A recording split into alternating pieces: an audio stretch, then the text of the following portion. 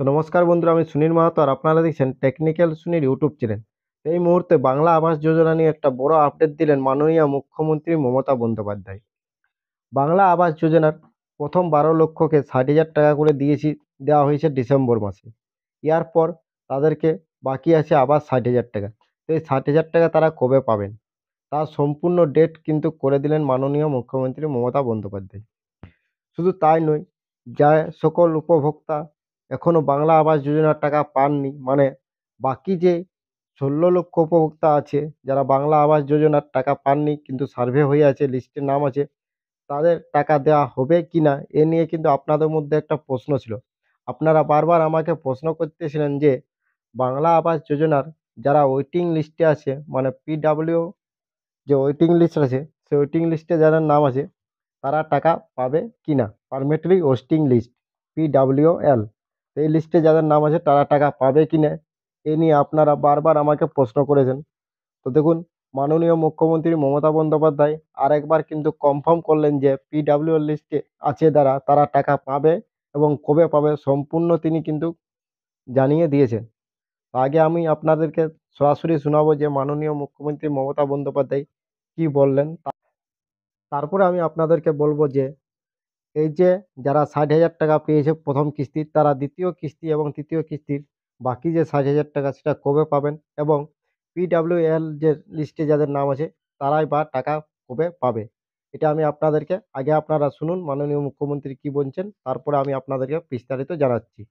তবে তার আগে ছোট্ট একটা রিকোয়েস্ট, যদি ভিডিও ভালো লাগে তো ভিডিওটাকে অবশ্যই একটা লাইক করবেন, চ্যানেলে প্রথম থাকলে সাবস্ক্রাইব করবেন এবং এই ধরনের ভিডিও পাওয়ার জন্য বেল আইকন ক্লিক করে রাখবেন। এখন আমরা সরাসরি দেখব যে মাননীয় মুখ্যমন্ত্রী মমতা বন্দ্যোপাধ্যায় বাংলা আবাস যোজনা নিয়ে কি নতুন আপডেট দিলেন, সেই আপডেটটি এখন আমি আপনাদেরকে শোনাচ্ছি। ৪০ লক্ষ আমরা আবাসন যোজনায় বাড়ি তৈরি করে দিয়েছি। তাছাড়াও অনেক গরিব মানুষ আছে, তাদের ঘরের প্রয়োজন আছে, কিন্তু কেন্দ্রীয় সরকার আমাদের টাকা দেয় না, সব বন্ধ করে দিয়েছে ৩ বছর ধরে।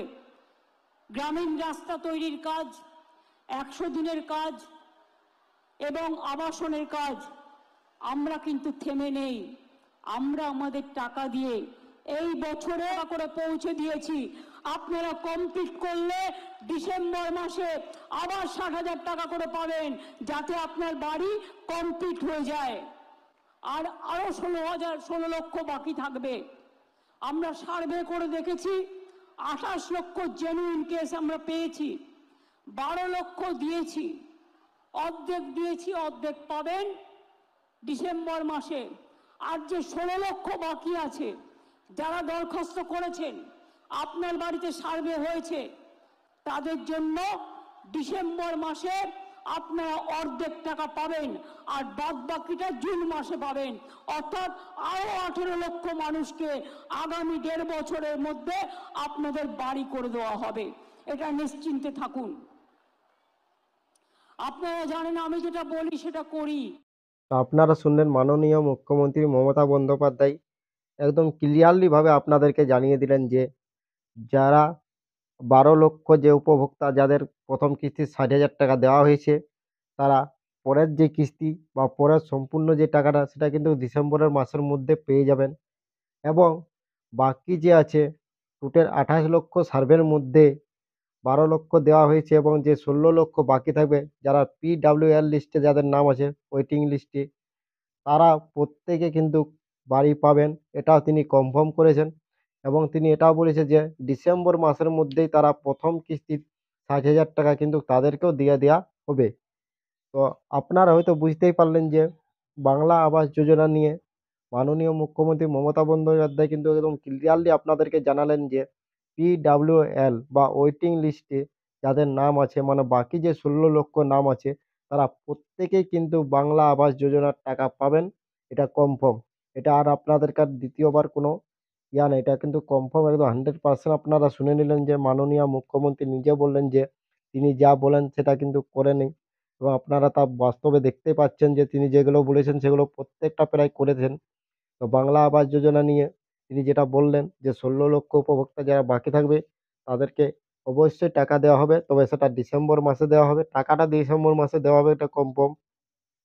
তারপর যে 60,000 টাকা বাকি থাকবে সেটা কিন্তু তাদেরকে পরে 3 মাসের মধ্যে দিয়ে দিবে। মানে তিনি জানিয়ে দিলেন যে এই 1.5 বছরের মধ্যে প্রায় 18 লক্ষ বাড়ি তিনি আবার নতুন বাড়ি তৈরি করে দিবেন।